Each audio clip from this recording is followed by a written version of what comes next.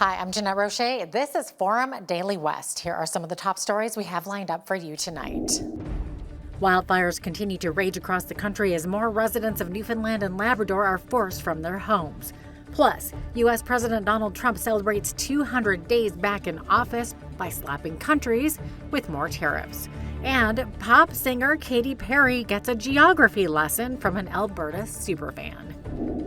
Thanks for joining us. Newfoundland and Labrador continue to face raging wildfires that are forcing more and more people from their homes. Premier John Hogan announced today that another 900 people have been forced to evacuate. There will be an evacuation order for two more communities, Ochre Pit Cove and Salmon Cove. So individuals in the communities will be ordered to evacuate, and they will be asked to move and register at the Carbonear Academy. So happy to report, as I suggested, that the request has been approved. And the Canadian Armed Forces will now be deploying a reconnaissance element to assist and assess the wildfire situation to determine how the Armed Forces can best support our requirements right now. And based on the current need and capacity, the Canadian Armed Forces will be providing personnel to assist with planning and coordination, personnel to assist ongoing firefighter efforts with firefighters as needed, transportation of essential goods and personnel, and logistical support. Roughly 300 Canadian military members are currently helping with fires in Saskatchewan. There are about 3,000 scattered evacuees in the Prairie Province. Officials in BC are expressing concern about an increased risk in wildfires. The BC Wildfire Service says that a drying trend starting this weekend could increase the potential for more fires. The province's Minister of Forest notes that there's been an uptick in fire activity since last week. Since my last update a week ago, many parts of British Columbia have certainly seen an uptick in wildfire activity. As predicted, recent summer storms led to nearly 70,000 lightning strikes in the past week, which has led to a sudden increase in the number of wildfires. Over the last 7 days, we have seen significant drying in most of the province, particularly in the southern half of the province. Yeah, in terms of the rest of August and even into September, I wouldn't say there's anywhere in BC that I would say there's no hazard left there. And we're not seeing that late August sort of rain event that knocks down the hazard for the rest of the year. So that's why we continue to be in this kind of up and down cycle this year. Right now, there are about 120 wildfires burning across British Columbia. U.S. President Donald Trump's tariff hike has hit the world. Trump marked 200 days back in office by slapping more than 60 countries and the European Union with more levies, ranging from 10% to 50%. At the same time, Trump was in the Oval Office today with economist Steve Moore, looking at how Americans are doing when it comes to household income. This is based on unpublished Census Bureau data.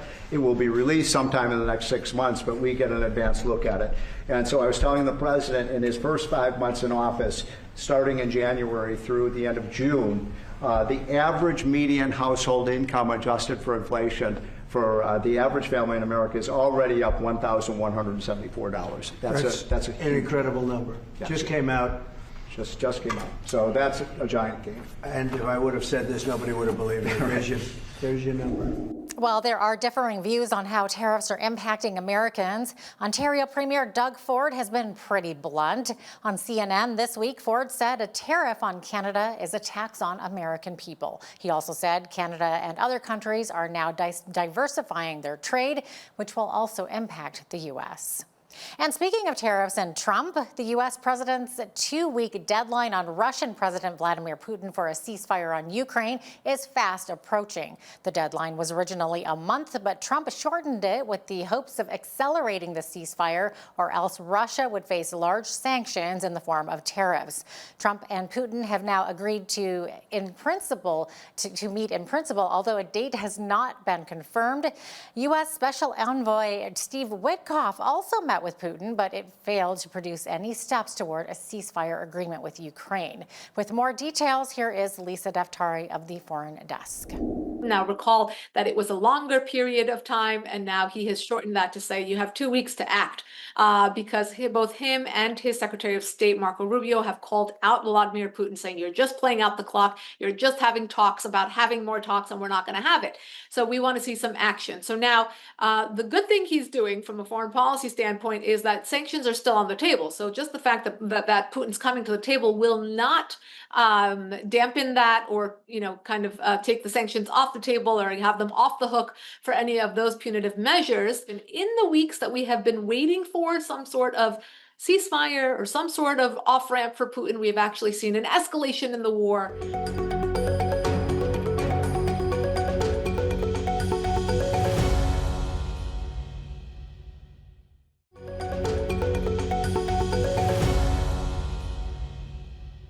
Conservative leader Pierre Poilievre has unveiled plans to table the Canadian Sovereignty Act in the fall session of Parliament. Speaking at a news conference in Calgary, Poilievre says the bill would counter illegal foreign tariffs and get Canada back to work. He says the legislation would repeal laws making it difficult to build pipelines and mines and remove the industrial carbon tax.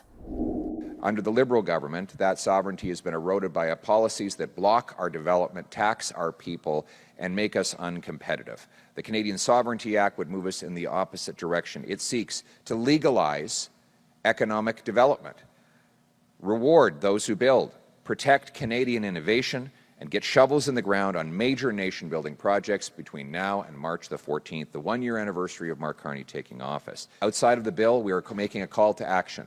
Today, Conservatives are calling on Prime Minister Carney to have pipeline construction underway for at least 2 projects and to have at least 1 new natural gas liquefaction project and a road to the Ring of Fire in Ontario under construction by the first anniversary of him taking office.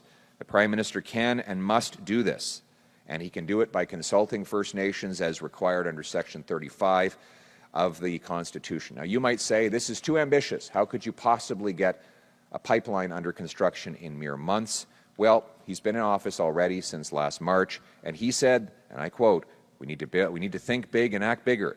We need to do things previously thought impossible at speeds we haven't seen in generations. I couldn't agree more. That doesn't happen through meetings, through plans and speeches and forums and press releases. It happens through action. Prime Minister Carney, meantime, is calling on Métis leaders to help transform the economy in response to an increasingly unsteady trade relationship with the United States under President Donald Trump.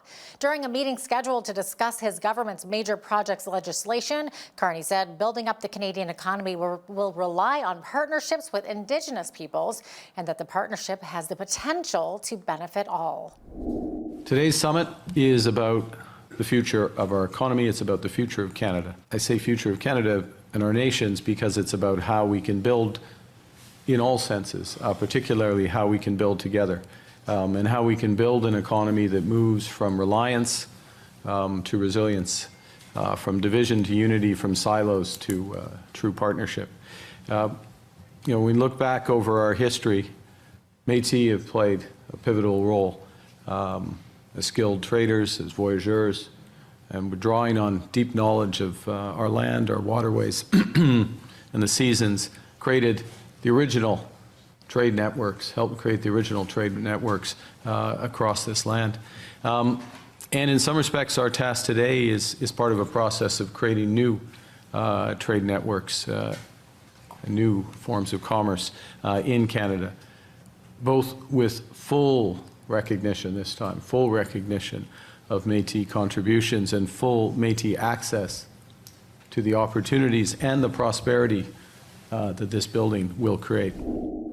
Bill C-5 gives Ottawa power to fast-track projects it deems to be in the national interest by sidestepping environmental protections and other legislations. A family caught in a shootout between Montreal police and an armed suspect last year is seeking $6.5 million in damages from the city and police. Their legal action has a clear purpose, which is to restore to the family the resources to live a dignified and stable life, as they did before the police intervention.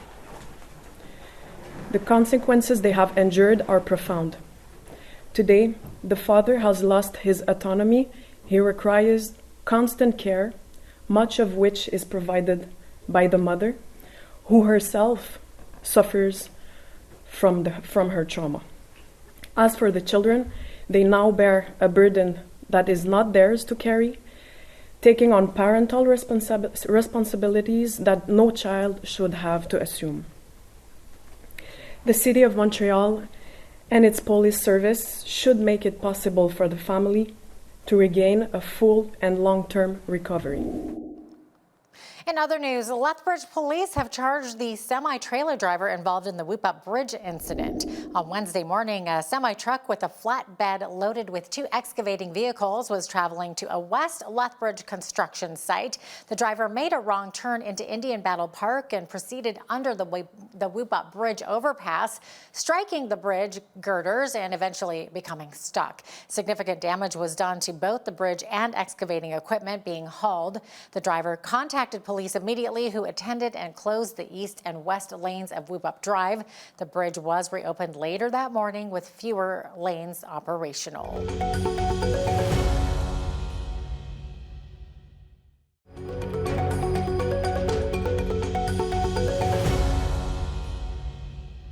And after Wednesday's incident involving the semi-trailer, crews from the city of Lethbridge continue to assess damage to Whoop Up Drive Bridge. Joel Sanchez, the director of infrastructure services, says motorists using Whoop Up Drive for their daily commute will be facing some additional traffic challenges. It's too early to say any potential damage to the bridge. We're just taking the pictures and also doing the measurements and the assessment in order to send that back. It might take probably a few days to go into the details. Yesterday, when the truck was being pulled out of the site, we needed to ensure that there was some support for the structure in case when we move it out, anything was going to shift. It didn't happen. They're going to remain there in place, but that's part of the precautionary measures that we're trying to do. We know there is damage. We don't know the extent of the damage. It will take us some time to assess, and also based on what we find, there might be some testing that needs to be done in order to define for how long these repairs will be going on. What we're doing at this time is we're putting a preliminary plan in order to have contingency plans in place or different options, and that's what the team is working with the consultants that are supporting us. Beginning today, the city will make further adjustments to traffic flow. The loop from northbound Scenic Drive onto Whoop Up Drive will be reopened, and westbound 6th Avenue into Whoop Up Drive will be reopened, among others. And due to the heavy traffic delays created on Wednesday by the Whoop Up Bridge incident, many are wondering if a third vehicular bridge will be built. In 2022, Lethbridge City Council voted unanimously to accept an administration submission on the third bridge river crossing review. Preliminary traffic volumes from the city's travel demand model, updated for the Transportation Master Plan in 2023, suggest that a third vehicular river crossing may be needed sometime between 2030 and 2040. Bridge City News asked Joel Sanchez, the city's director of infrastructure services, and this is what he said. The only thing I can comment about the third bridge is that the currently plans that we have is to have a preliminary design by 2027. That's still happening. In 2027, we will have a consultant that will be doing that. But if there is a need to do anything like that type of proposal, it will be part of the new CIP that will be presented to the new council in the fall of 2026.